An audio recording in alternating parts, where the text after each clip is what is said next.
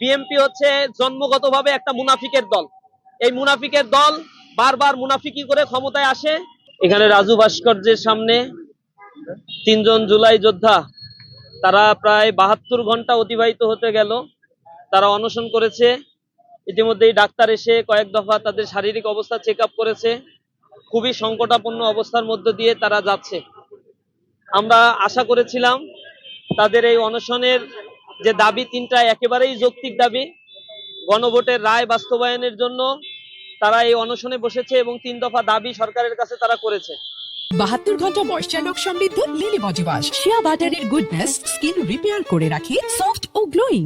এই ঢাকা বিশ্ববিদ্যালয় এমন একটি জায়গা যেখান থেকে আন্দোলনের উৎপত্তি হয়, যেখান থেকে এর পূর্বের ফ্যাসিবাদ এই ক্ষুদ্র আন্দোলনের মাধ্যমেই তার তক্ততাউস নড়ে গিয়েছিল এবং ছোট্ট এই অনশন এরপরে বড় বিস্ফোরণ এবং এর মধ্য দিয়ে একটা ফ্যাসিবাদী কাঠামো কিন্তু ভেঙে চুরে খান খান হয়ে গিয়েছিল।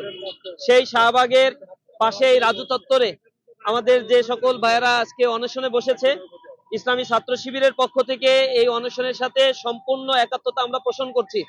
সারা দেশব্যাপী আমরা জুলাই বিপ্লবের যারা শহীদ হয়েছে, আহত হয়েছে, তাদের দায় দায়িত্বের জায়গা থেকে আমরা বাংলাদেশ ব্যাপী বিভিন্ন ধরনের কর্মসূচি ইতিমধ্যে পালন করছি যাতে গণভোটের রায় বাস্তবায়ন করা হয়।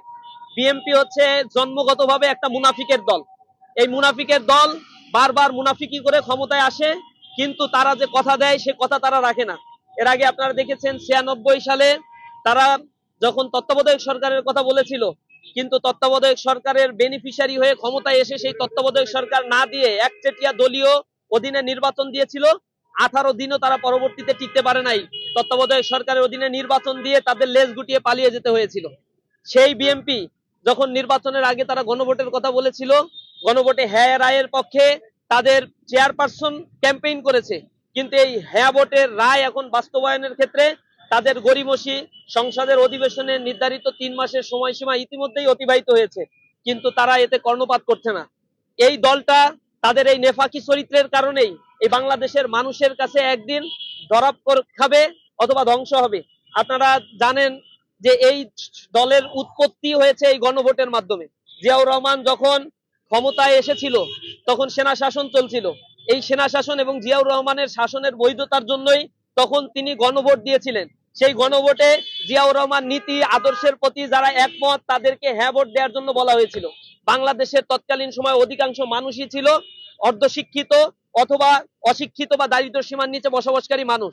এই মানুষগুলো জিয়াউর রহমানের নীতি আর আদর্শ কি এগুলো পয়রা পয়রা তাকে গণভোট দেয় নাই, কিন্তু জিয়াউর রহমানের পক্ষে তারা রায় দিয়েছিল, তার শাসনের বৈধতা দিয়েছিল। তার পরবর্তীতে এই দলটি এই জিয়াউর রহমানের হাতেই বিএনপির গঠন হয়েছে।